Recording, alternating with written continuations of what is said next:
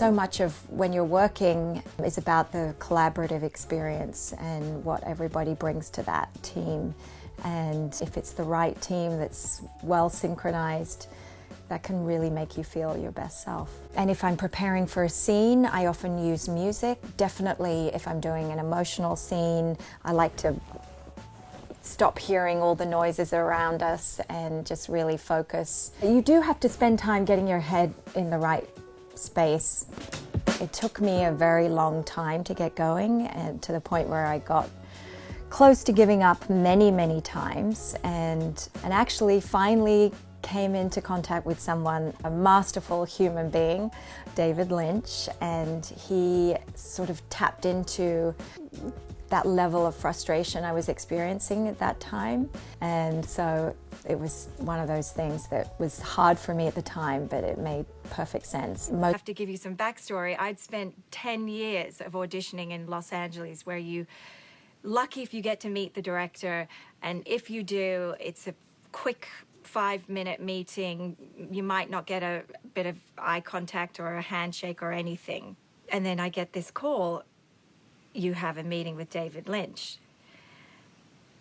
And I'm like, oh my God, this is obviously an incredible opportunity. Anyway, nonetheless, David looked at me right away, eyes and connection, and he just was beaming with light, and somehow I just suddenly felt like his energy relaxed me, and I was able to show myself, because I think from so many years of rejection, I built up veneer after veneer and thought, okay, who do they want me to be? Am I supposed to be funny, sexy, smart, shy, quiet? And I didn't know who I was anymore. But whatever, the way he looked at me was just so powerful, and he actually asked me questions. So there was a conversation. It wasn't just eyes on me. I actually felt the courage to talk to him and ask him questions, and suddenly we were two people. And I walked out of that meeting just like almost in floods of tears. It was one of the most special. Sorry, it's getting pretty cheesy now, isn't it? So beautiful. Naomi came in and did not look exactly like the photograph that I had fallen in love with. It was disappointing. It was not disappointing. A little bit. It was devastating. So I asked Naomi if she could come back with some makeup on. And then she did, and we talked some more like this. Naomi was friends with my assistant's son, and they were talking and jabbering away.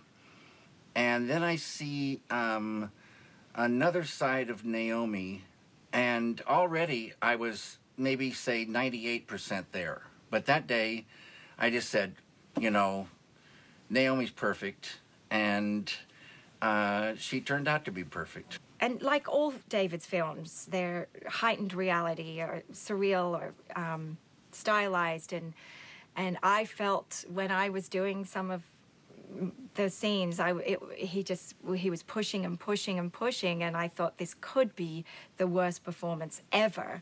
But he'll never let you go past the truth. But it was, you know, I just looked back at the film last week for the first time in 15 years. And it was up there, you know, that arrival scene in the airport of